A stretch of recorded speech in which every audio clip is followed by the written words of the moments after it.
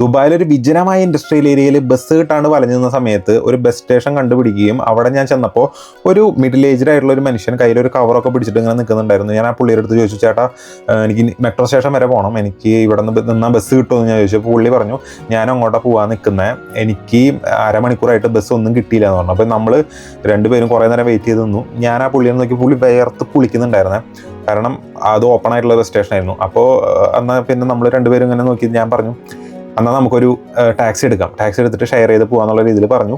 കുറേ നേരം വെയിറ്റ് ചെയ്യുന്ന ഒരു ടാക്സി വന്നു. ടാക്സിയിൽ കയറി നമ്മൾ മെട്രോ സ്റ്റേഷനിൽ എത്തി. ഞാൻ പെട്ടെന്ന് തന്നെ കയ്യിൽ എൻ്റെ കാർഡ് എടുത്ത് ഞാൻ ടാപ്പ് ചെയ്തു. ഏതാണ്ട് 16 ദിർഹംസ് എന്തോ അങ്ങനെ ആയി.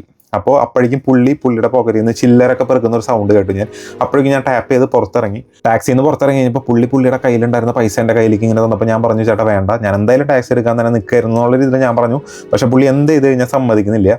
പുള്ളി നിർബന്ധിച്ച് ആ പൈസ എൻ്റെ പോക്കറ്റിലേക്ക് വെച്ച് തന്നിട്ട് പുള്ളി എൻ്റെ അടുത്ത് പറഞ്ഞു, ആക്ച്വലി പുള്ളി ഒരു തമിഴനായിരുന്നു. പുള്ളി എൻ്റെ അടുത്ത് പറഞ്ഞതെന്ന് വെച്ച് കഴിഞ്ഞാൽ, മോനെ നമ്മളെല്ലാവരും ദുബായിൽ വന്നേക്കണത് കഷ്ടപ്പെടാനാണ്, അത് ഞാനായാലും മോനായാലും ആർക്കും എന്നെ കൊണ്ടൊരു 10 രൂപയുടെ നഷ്ടം ഉണ്ടാക്കാൻ ഞാൻ സമ്മതിക്കില്ല എന്നും പറഞ്ഞിട്ട് പുള്ളി എനിക്ക് ആ പൈസ ഇങ്ങനെ പോക്കറ്റിൽ വെച്ച് തന്നു.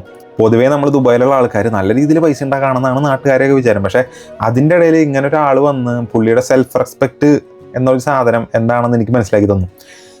അതിപ്പോൾ ഓക്കെ, ചെറിയൊരു എമൗണ്ട് ആയിക്കോട്ടെ വലിയൊരു എമൗണ്ട് ആയിക്കോട്ടെ, എന്തായാലും നമ്മൾ കാരണം മറ്റുള്ളവർക്ക് ഒരു ദോഷം ഉണ്ടാവരുത്, പ്രത്യേകിച്ച് പൈസയുടെ കാര്യത്തിൽ. എന്താ മെയിൻ സംഭവം എന്ന് വെച്ചാൽ, എനിക്ക് പുള്ളിയുടെ പേര് പോലും അറിയില്ല. ഞാൻ വേറെ ഒന്നും പുള്ളിയുടെ അടുത്ത് ചോദിച്ചില്ല, പുള്ളി തമിഴനാണ് എന്ന് മാത്രമേ എനിക്ക് അറിയുള്ളൂ.